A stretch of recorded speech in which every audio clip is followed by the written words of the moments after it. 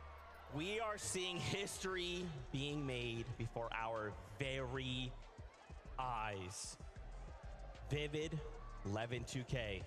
Is that possibly the craziest clutch we have ever seen in FNCS history?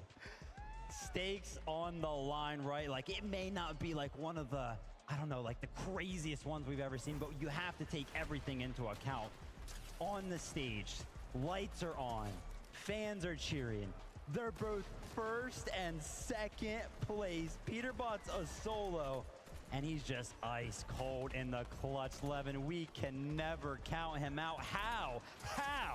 It doesn't get much better than this. I mean, this is everything you asked for.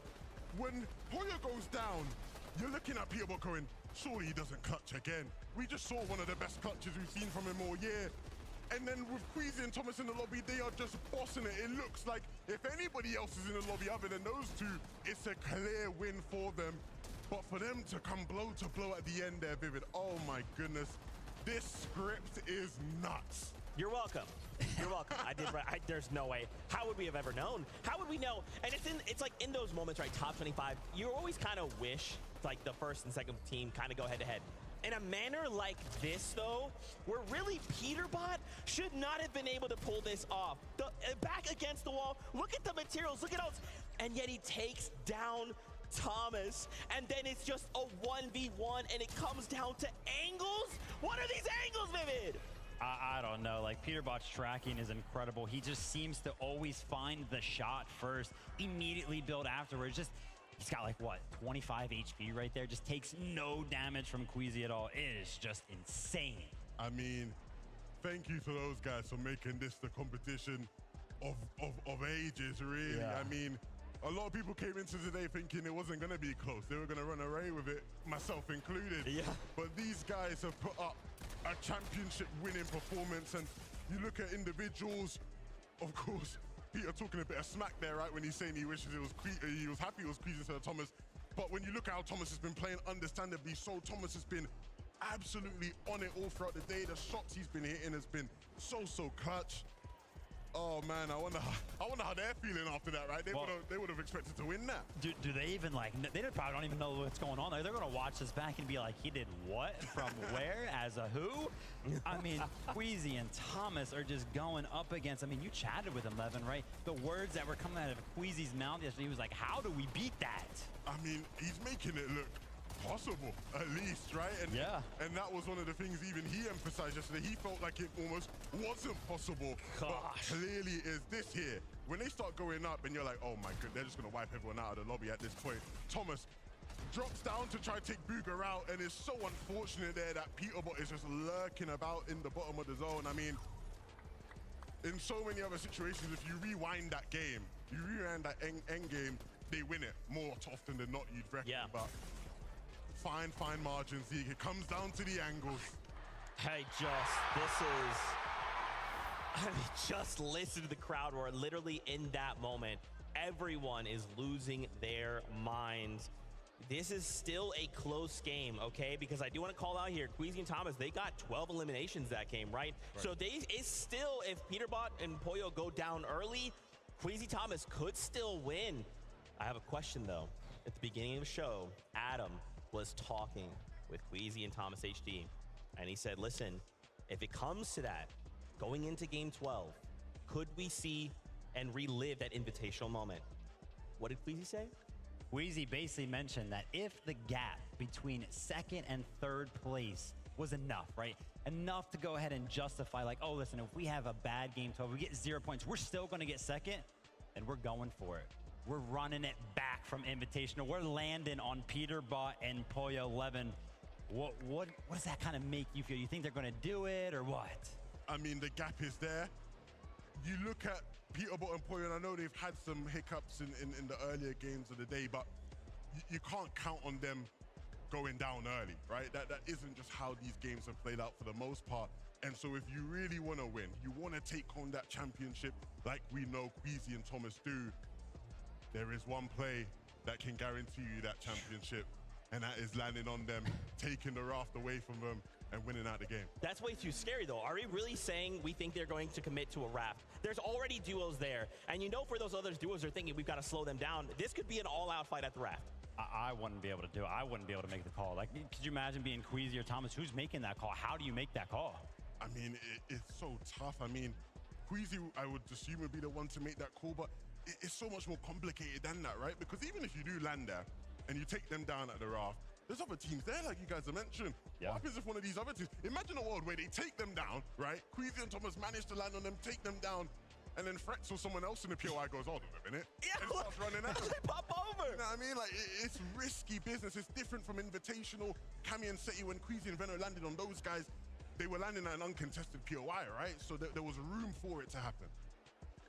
Well, fam, this is hearts racing. We hope you are enjoying the hype. We're getting closer to starting off game number 12. Vivid, I gotta ask, how are you feeling? One game left to go.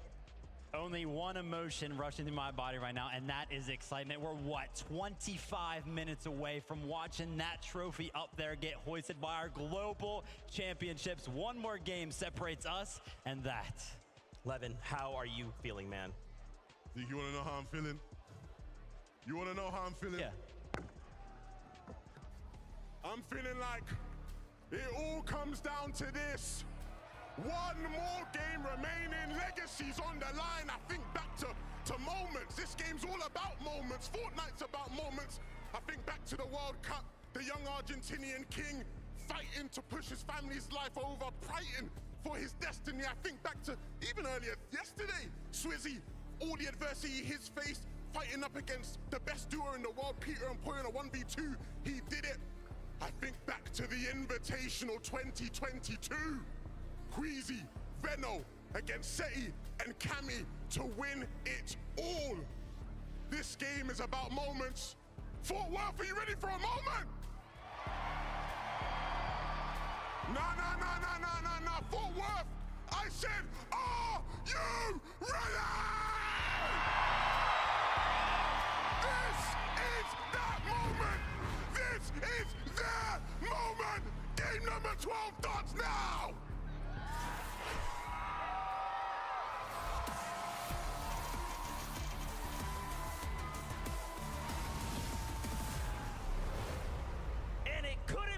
Said any better. Match 12 is here, and the competition has never been closer. Absolute chills listening to Levin, but he has a point here, MDF. This game is all about seizing the right moment. Poyo and Peterbot flying in to the raft, company beside them, but no Quezy and Thomas in sight. But you do have Danath and Tinker still here. Peterbot and Poyo will have to make it out of the drop. They will have to make all the way to endgame here to meet Thomas, HD, and Quezy to run it back one more time. Eliminations are going to be huge here for Poyo and Peterbot as they get to have a chance to open up the point discrepancy. This is anything but a detriment, though, as far as Poyo and Peterbot are concerned. Danath and Tinka nearly helping them tally up an additional 6 points if they're not careful. All the while, Thomas, Quezy, they've just landed touchdown home base here at Research Rock, Brawlers Battleground, and a whole game ahead of them to try and stamp their mark. And I know everyone at home watching right now is sitting on the edge of their seats. What is gonna happen? Who is gonna take it all home and lift the trophy at the end, the bragging rights of being the best duo globally across all of the Fortnite regions?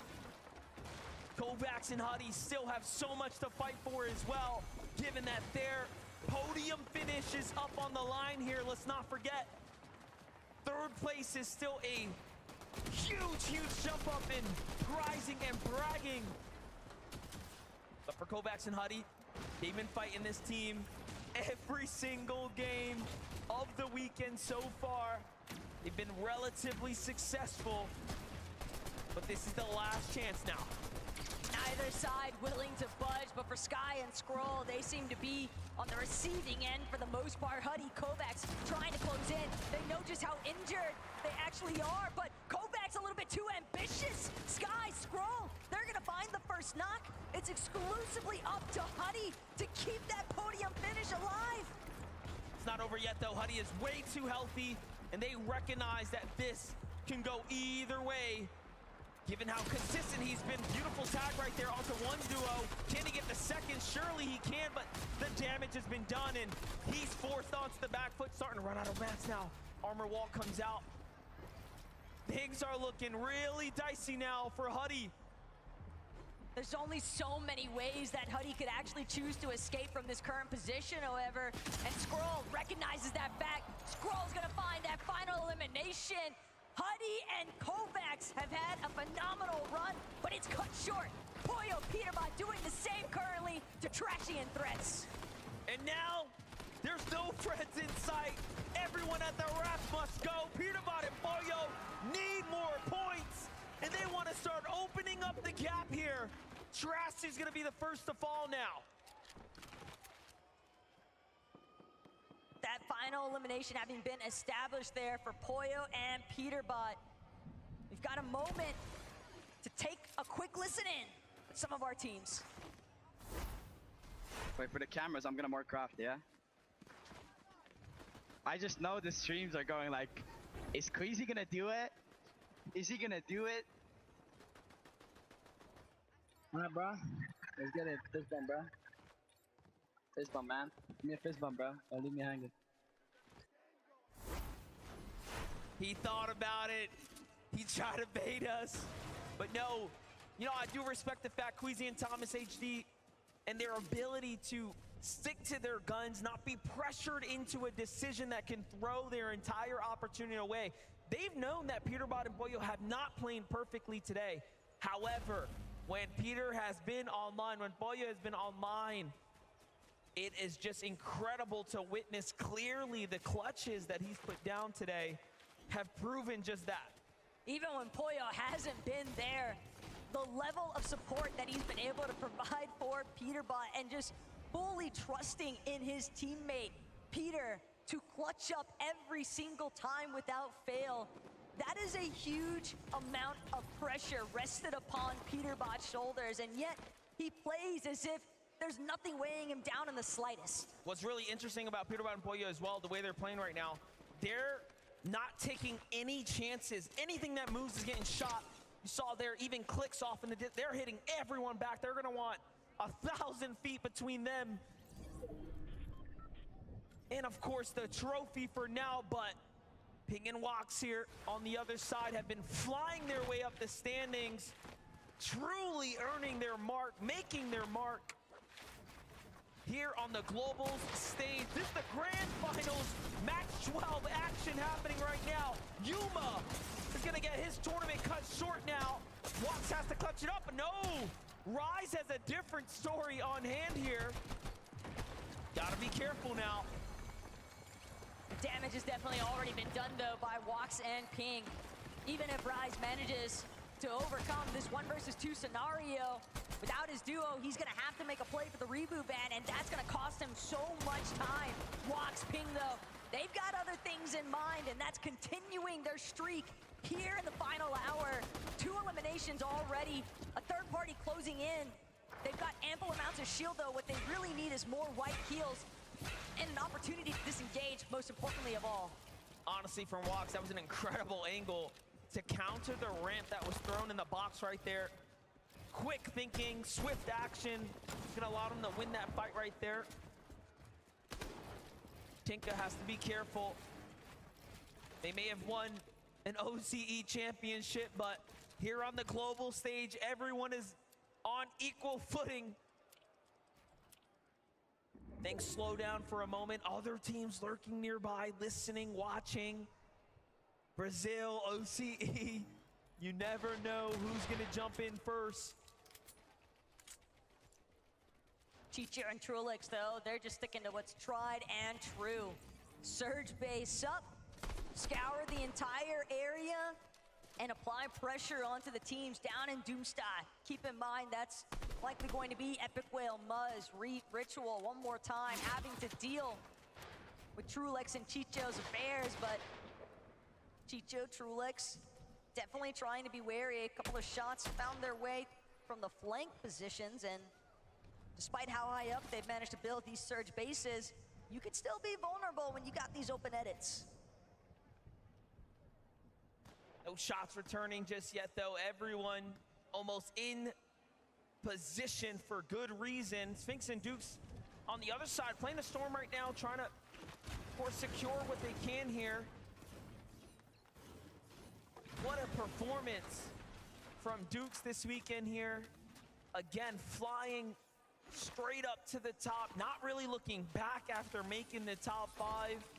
He has just been so consistent with Sphinx. A duo that honestly we didn't even see coming out of nowhere. Back on over to Vico and Flixie. The Railways pushed out very early this time around with this far western pull. Part of the reason being, though, we saw Vico and Flixie last we checked in. They were trying to surmount a base around the forecast tower that spawns just a little bit next to Dumpinhazen, but with Bryson Bolts right behind them, you almost have to imagine that Bryson Bolts potentially could have pushed them out of that position. Chapentini on the other hand, they're trying to deal with the likes of Ed and Persa. Nitrodrome action only going to continue to pick up. There's a lot of commotion that both of these duos are making, and they're on the outside of the zone. Granted, they have plenty of time to work with. TD and Chap could also always opt to take this flaming boost tube if they feel as though this battle isn't worth their time. Definitely are looking like it's time to get out of here. Couple eliminations, but time to just recoup, bounce back, get the materials, and find your way towards the mid game here. Meanwhile, Booga falls to the hands of Muzz and Epic Whale, and they are racking up the loot now. Other teams are still here at the Doomstot, though. Big rotates coming in, it seems like, from Reet and Ritual. Mapoli and Zoyota as well, just lurking, trying to find an opportunity here to pounce in. That was a big set of eliminations, though, that Muzz and Epic Whale managed to find. And the fact that it was on to Aviv and Booga can be crushing when you consider that they had started to surmount the comeback potential, trying to maintain the top 10. Aviv unable to get the revive. Respect the commitment, but Muzz and Epic Whale just a little bit too quick on the collapse.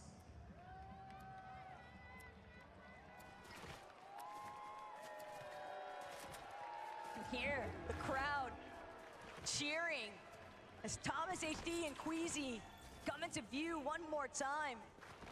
They're heading straight for this weapons bunker south of the Nitrodrome, and there's already company nearby.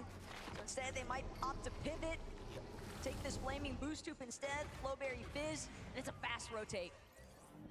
They're on the move right now. Swizzy and Yapko as well, just outside the Grim Grate. Trapped in between Murstache and Malibuka in the distance. A bunker here, of course, being the big upgrade to their loadout. The fact that they get this bunker completely uncontested makes a huge difference as well. Yapko with a single elim right now, starting to cap out on material. This is where focus will start to shift into where do they want to base down for the mid game. Jumping in with Poyo and Peterbot. You can see who's on the way here without giving it away. There is a very clear, determined play in motion right now to intercept this duo. At the same time, though, you've got to time it right. Quezy and Thomas know Poyo and Peterbot, as long as they have Emma Frost reveal Medallion, every 50 seconds, that marker is going to go out. It is essentially full view of everyone surrounding you, and a big credit for as to why Peterbot has been able to find those two solo clutches for the victory royales here today. Thomas HC is going to take a lot of damage there. It's time for Quezy to possibly step up here, but Bach and Pars just going to back up, play that high ground, play that angle. More tags from behind. This is a huge setback now for Quezy here, forced to heal. loadout looking pretty scrappy as well, given that they don't have big upgraded weaponry, right? They could use a bunker, they could use an elite chest or something. They definitely need something. They've at least got mats to work with, though, and that could be the ultimate difference maker. Rift Island spawning off in the distance. Kashoro, Keiki, but it's Poyo and Peterbot that'll be first to the top. Capture point in sight. And with the control of Rift Island nearly underway, Poyo, Peterbot from this position sitting just inside of the zone as well. Their next intent likely gonna be to just fully restrict the flow of this lobby. And it's almost easy for them to know where the Rift Island's gonna spawn. They have the forecast tower. They know where the next zone's going. Obviously, the island's gonna be in it, if not extremely close like it is right now. So it makes sense. Poyo and Peterbot are isolated here, and they will be for quite some time. This is, again, probably the weirdest Rift Island we've seen off on the western coast. And even worse still, it's just a little bit above a weapons bunker as well. With that in mind, Peterbot and Poyo know teams are going to want to get drawn towards that weapons bunker, but trouble afoot here for Biko and Flixie, incredibly low. Biko dropping immediately the ultimate low ground. It's a risky play whenever you opt, try and glide in, but Casper, Prism on the other side of these walls, and they are looking for an opportunity to take this team out. King walks in a fight right now, continuing to key the lobby down. They want to jump up into those positions, and now they fight their way into 5th here as they're ramping it way online right now. Biko and Flixie next door to Casper and Prism. Paper and Victor V looking inwards, trying to see what's happening here. You have Kanata and the reigning champ, Cooper, there as well. Very, very contested spot here. Meanwhile, Bolts and Bryce, who are our 5th place team coming in, but now slipping down just nearby. But Bryce and Bolts, they're still slinking around restored rails, and they can hear all of the action, all of the shots being fired just west of them, sometimes a little bit south. Bolts, Bryce, scavenging everything that remains here inside of restored reels, but if anything, their primary focus is exclusively on just maintaining a strong placement to close today out.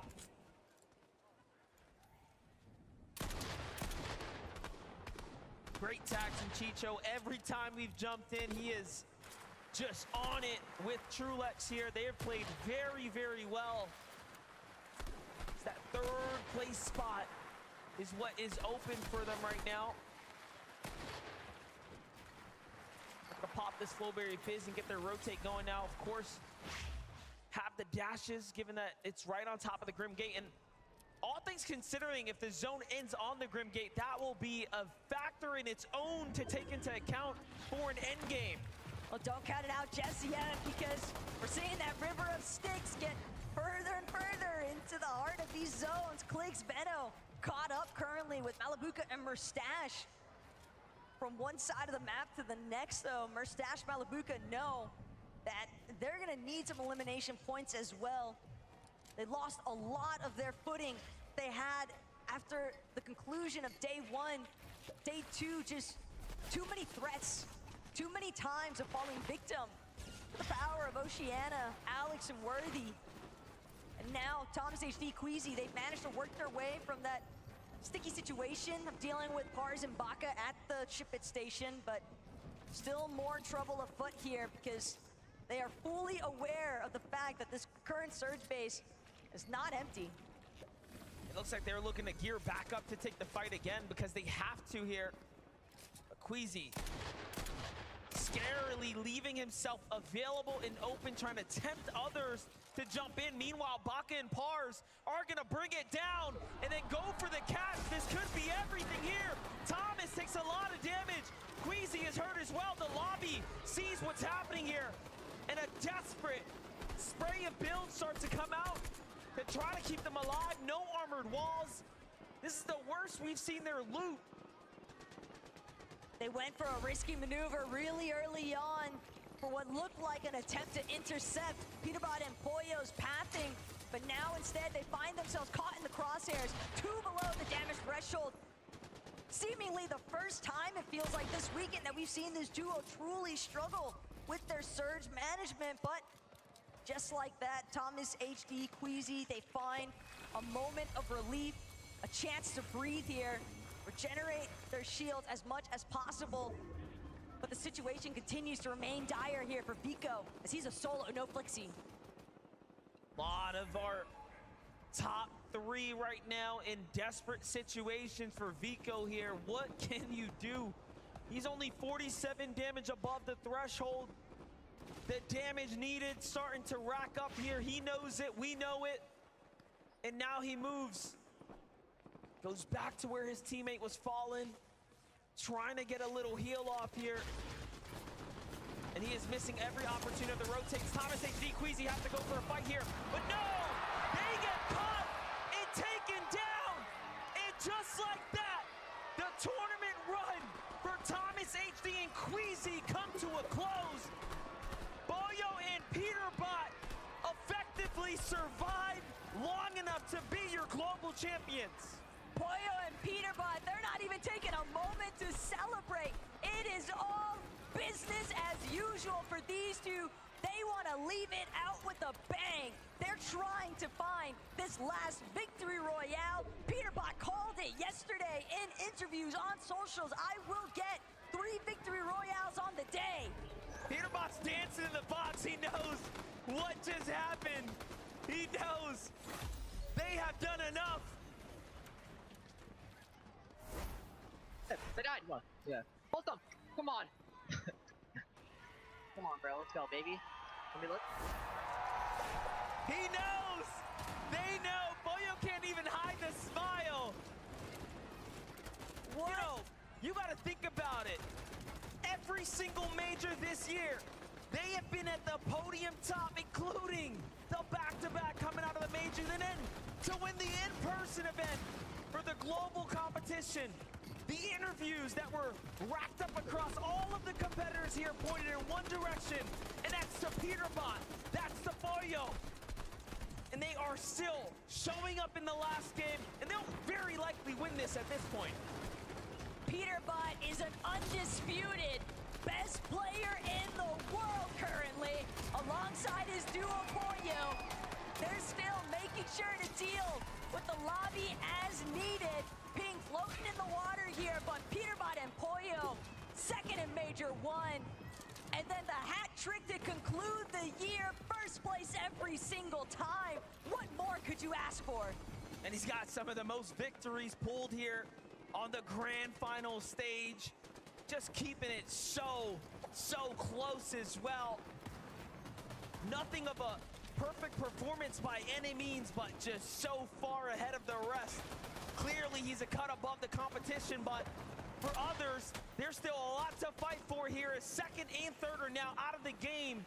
If Bolts and Bryce pull a big game here, they could very well jump their way up into some significant new prizing and maybe be called the third, maybe the second best team in the world.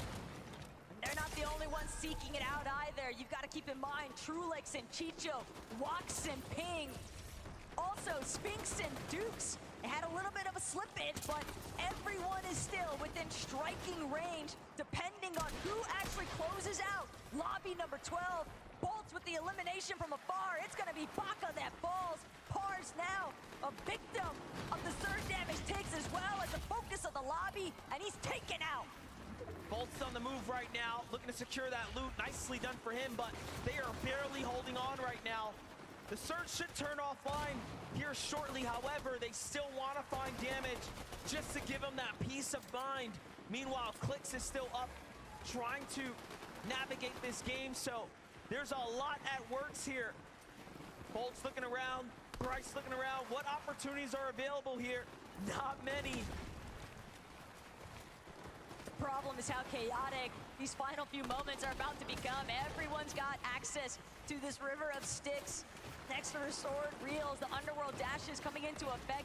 Teams able to conserve as much material as possible with these vicious rotates, not to mention the aggression avenues that it opens up with being able to immediately dash into somebody else's box. Clone, Kramsu even taking full advantage, immediately charging at Setty and Camy, but it's Chicho and Trulex who are trying to make the difference here. Janet's gonna be taken out. Monarch pistol accuracy on point currently for Chicho. He's just so good with it. The highlights continuing to rack up. Now Chicho and Trulex sitting underneath the box. The Sphinx and Dukes who have the high ground here, but a rotate has to come out. It's a long stretch from here to the new zone. Sphinx is on the move right now. 37 players in the game, 19 duos remaining. Peterbot and Poyo still playing the low ground right now. They have eyes on Batman, Booger, and Rapid. They have eyes on Kanata and Cooper. Who will be the next to fall victim to your champions at this point? Peterbot and Poyo are floating through this lobby. Quite literally, secondary height gonna fall under their control temporarily. They're still choosing to target forward, maintaining this front side position.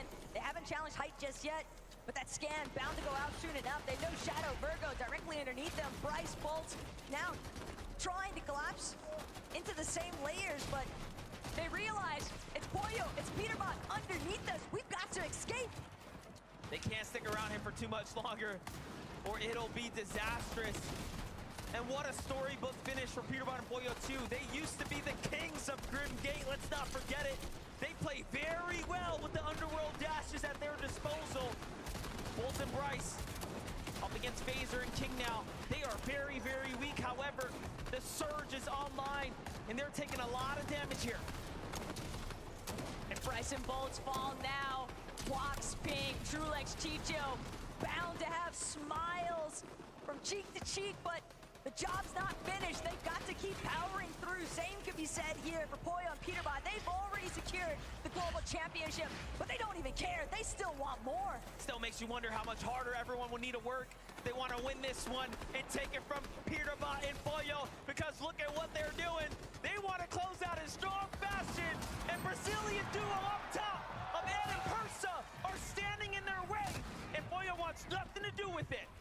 Poyo, Peterbot, they know only one player is between themselves and hype. Instead, they will drop momentarily. They already got an elimination. Peterbot's still looking for more, though. Armored Wall's gonna cut him off for the time being, but Peterbot, Poyo, they find King. Another 6 points added to the tab, and it's not done yet. They're gonna heal all the way up now. A little bit of mats to work with here too, but they still need a bit more. Still looking for Ed, still looking for Persa, looking to break out the build.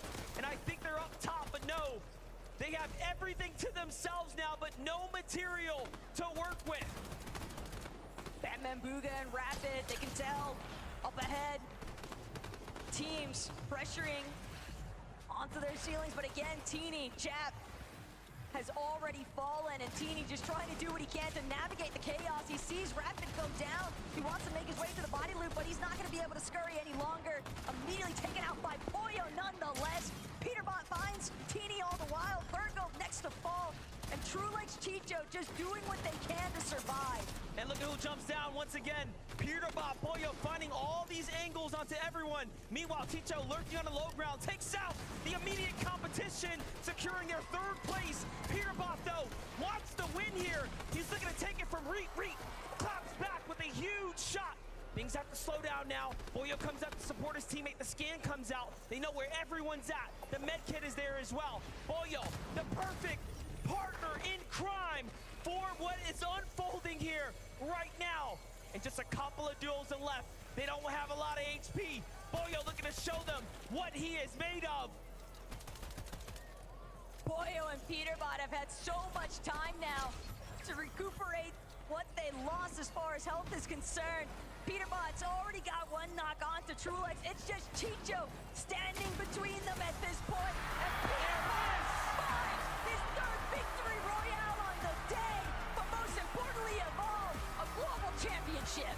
The undisputed 2024 champion, Poyo, Peterbot, taking home in the only way they know how, and that is with a victory royale. Congratulations. Everything was for this moment.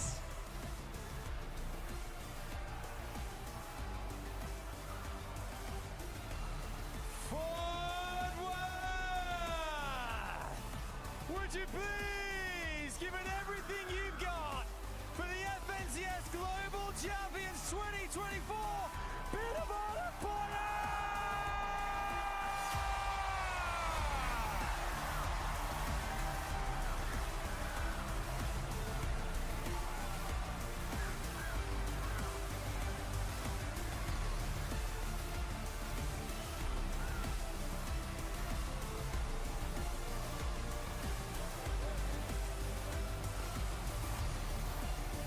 Congratulations, come this way guys, come and stand in front of me, bring the trophy with you, come and stand just here fellas.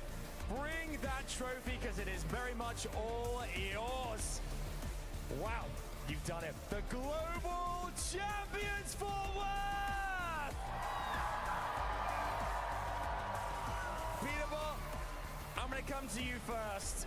How does it feel to officially confirm Global Champion? It means the world to me. I mean, we knew we were going to win coming into it, and we're the best duo in the world.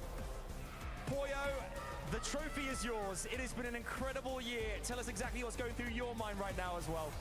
I mean, this is amazing. Like, we got second the first major, and then win. It's 3P. We heard you earlier on the comms say, greatest in the world, baby. Is that what it feels like right now? You've proved it on this main stage. Yeah, we are the greatest in the world. I will say that, for sure. It's been an incredible 2024 for you guys. Back-to-back majors, the Global Championship as well. It feels unstoppable. How has your experience been this weekend? Everything play out as you planned? I mean, you came into this with such confidence, Poyo. Yeah, I think we were going to win.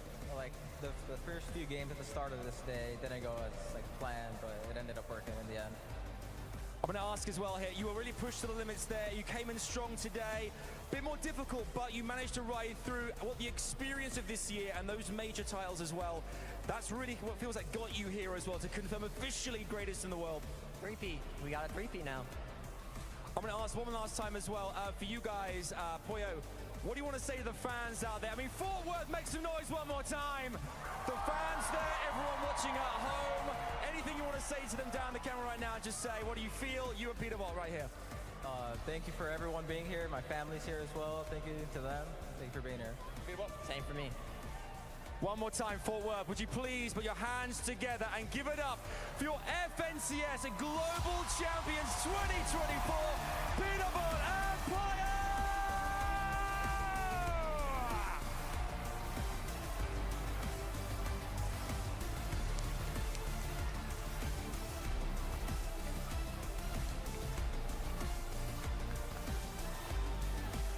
There you have it. After an unbelievable year, Peterbot, Poyo, from a record-setting major number 2 to the back-to-back champions, coming in, defending titles. And now, here in Fort Worth, our global champions.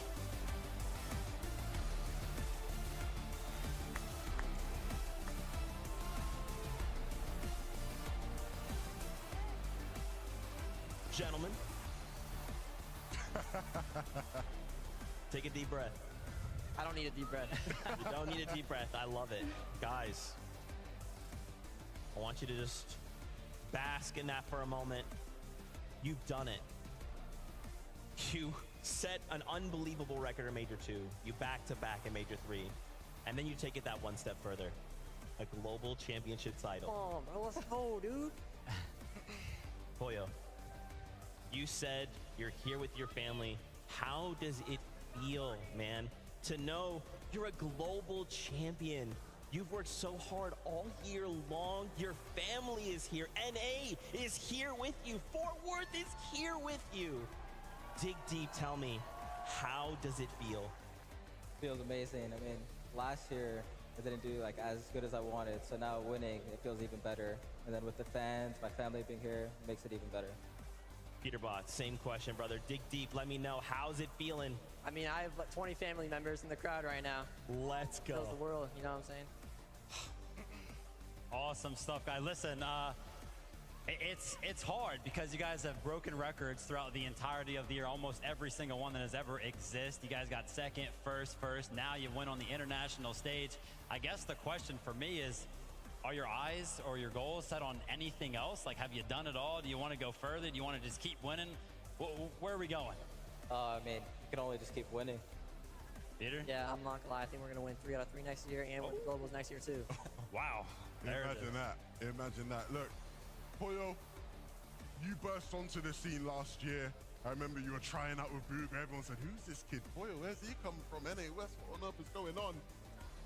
Your rise has been incredible. And of course, understandably, everyone looks at Peter and goes, this guy's the best in the world. But for you to have achieved what you've achieved the past 2 years, right? Talk to me about how you've done that and advice you'd give to young up-and-coming talent who want to do what you've done.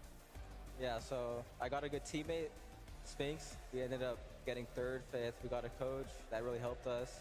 So from that, and then I played with Peter. So then we won.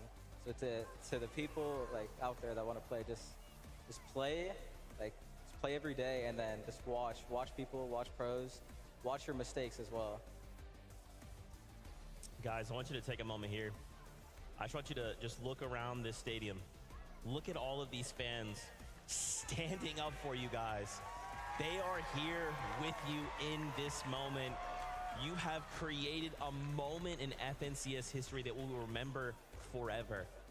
What do you guys want to say to these fans, to the fans at home who are watching and want to aspire to do what you do, who are literally yelling your name the same way these fans here have been yelling? Yeah, I'm not gonna lie. It's home court advantage. The fans, you guys are amazing, and I appreciate all you guys for coming out and watching.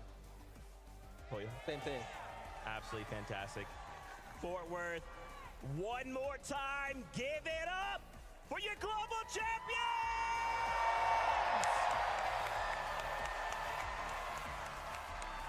Guys, thank you so much. Grab your trophy, get out of here, go celebrate. We'll take those headsets from you. Congrats, bro. Hey. That's right, go on. One more time, Dickies Arena, let them hear it!